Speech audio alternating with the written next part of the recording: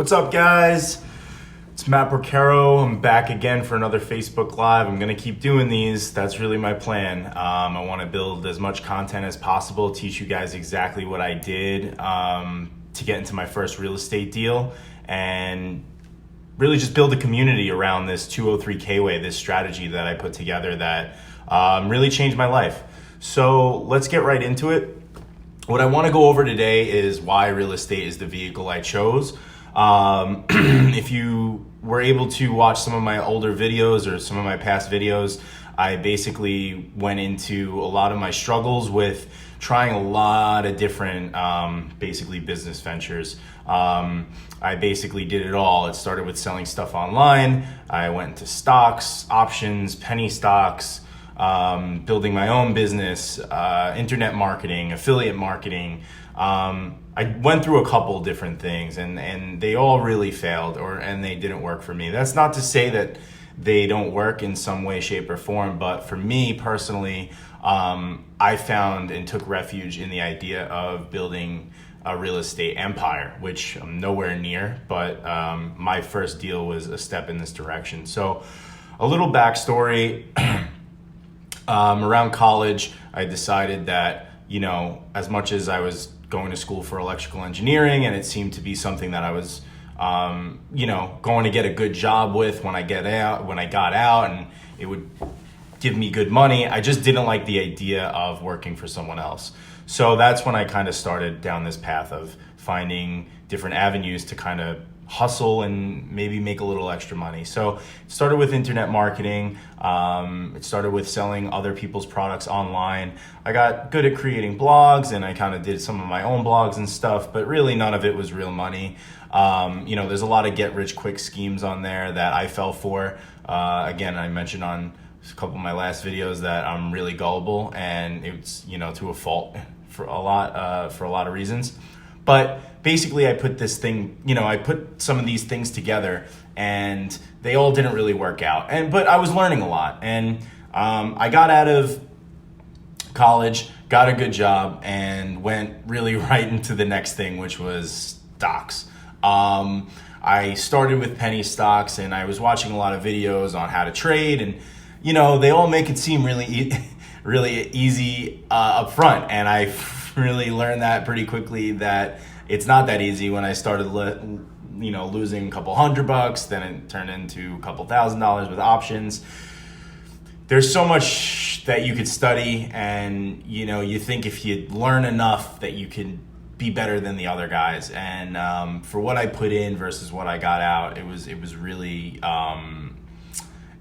frustrating. Lost a lot of money. It was pretty hard to take that failure. Again, I didn't want to fail anyone around me, and that's what hurt the most, was me trying all these new things and really just failing left and right, and really showing people around me that maybe I shouldn't be doing this, which is completely what I did not want.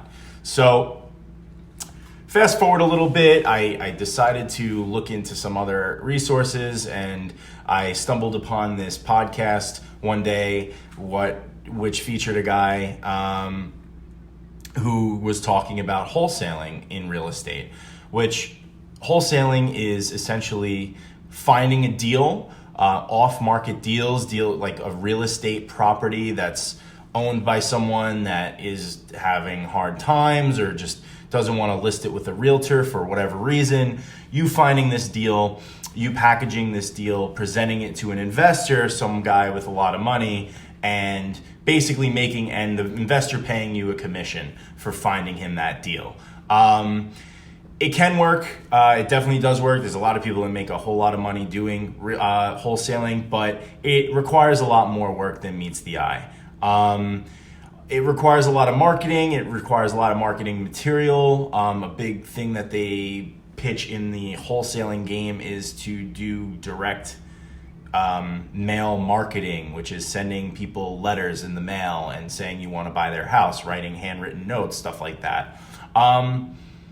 Direct mail isn't cheap. When they say buy real estate with no money down, that's kind of not true. Reason being is I did wholesaling. I tried it. I put up all the signs. I sent out thousands and thousands of letters. Maybe got about 3 or 4 leads, all of which really didn't do much for me. And in the amount of time, the amount of money I spent over the couple months that I was trying this, I probably could have saved that money and just made a down payment on a small house. So really what I want to get at is why I chose this as a vehicle. And I think the first part of it is a lot of stuff that's out there is positioned as investing isn't investing. Investing in stocks is only investing if you're doing it super long term. And in most cases, the market beats out traders, right? You put your money in a stock and you don't really trade it. You're not into the get money quick thing. You're just more long-term goals. What's good about that is, it could be as conservative or as risky as you would like, but at the same time, I kind of never liked the idea that I would invest in a company that could look great on paper, and then I always told people like the next day you can get like a PR that the CEO got caught like doing drugs somewhere, and before you know it, the whole thing plummets. Or some example like with Snapchat, Kylie Jenner said that Snapchat isn't cool anymore, and overnight it like loses like $2 billion in market cap. Stuff like that is just like so wild, but and all your investing knowledge can go in that, and there's nothing you could do to predict that, and then overnight your investment just goes to shit. So that's kind of what turned me off to that. On the real estate side though, the big thing for me, so there's really a couple different avenues you can go with real estate. Number one is wholesaling. Wholesaling has a low barrier of entry, but for that reason, it's really, really difficult, and it's kind of overhyped now. You see a lot of these real estate gurus out there, they all pitch this wholesaling concept. I'm not saying it doesn't work. I'm just saying you have to be realistic in what you intend to get out of it. Again, you're not investing in anything. You're investing your time, and you're making money on the time that you invested finding deals for people. If you make a $10,000 commission on a wholesale flip, that's awesome. But now you have 10 grand and it's not doing anything for you. It's just backing your pocket. So you're hoping that the amount of money you spent trying to find these deals is less than $10,000. That's not really an investment. Same thing goes with flipping houses, right? It's no different than flipping a contract. Really what you're doing is you're buying a house for under market value. You're putting a little bit of work into it to get it above market or at market value. And the difference between the two is going to be, your profit.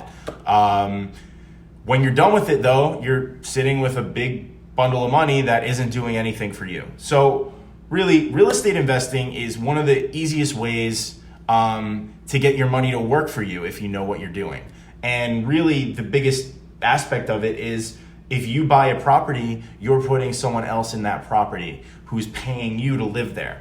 People are always going to need a place to live, okay? And when you're giving them a good place to live, right? They're going to pay you, a good amount of money, and hopefully that's more than what you have to pay per month to hold a note or hold a mortgage on the property.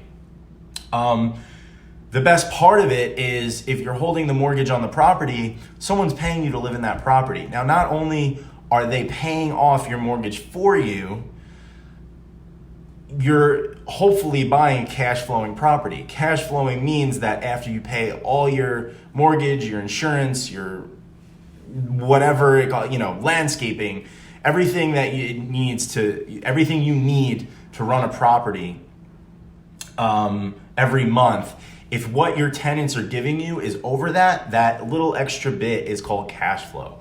And cash flow is the key to success and wealth, right? So what you're doing is every month you're paying down this property. Now, at the end of 30 years, if it's a 30-year mortgage, you now own this property outright, and you never really put any of your own money into it.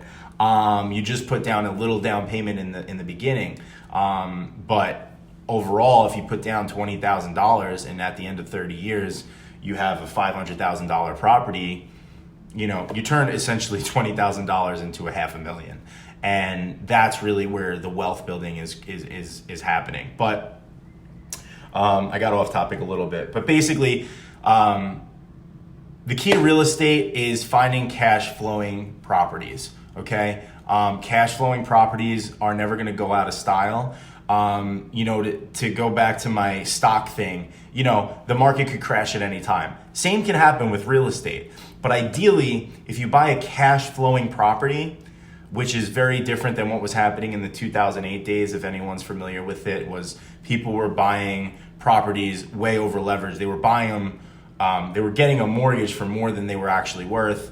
And what happened was when the whole thing tanked, they couldn't even cover their mortgage, and they would foreclose on it. But I'm getting away from the subject. But essentially, if the market crashes in real estate, the rents really won't, because people, again, still need somewhere to live. So the rent is just going to stay, and, you know, maybe your home value goes down. You know, maybe that property I was just talking about where you put $20,000 down, maybe it doesn't sell for $500,000 at the end. Maybe it sells for $400,000, but you're not paying that mortgage. So whatever it ends up selling for is just money in your pocket, right? You don't want to buy on appreciation. You want to buy on cash flow. As long as that property makes you consistent money month after month, you're going to pay off your mortgage one way or another. And you're going to have a big chunk of money that you're sitting on at the end where you could do a lot with it. You could buy more. You can leverage it.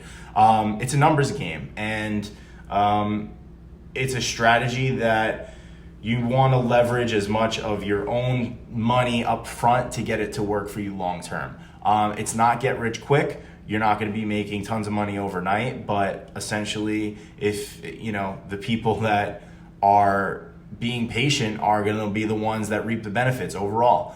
A lot of people have heard this stat before, but all of the world's biggest billionaires are real estate tycoons. Their biggest wealth is from real estate, owning real estate. You know, there's guys like me who own little 1-2 family houses, but there's big guys out there that own tons of buildings, like the buildings I live in, like the buildings all the way out in New York City that you can see in the background. You know, that's hundreds of millions of square foot of space that people are renting out, and these landlords are taking in all that money.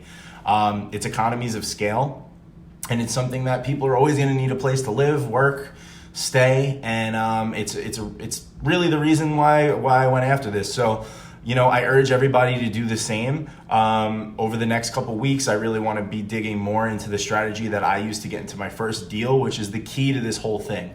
The key to this whole thing is getting your first one. I promise everything falls into place after your first deal.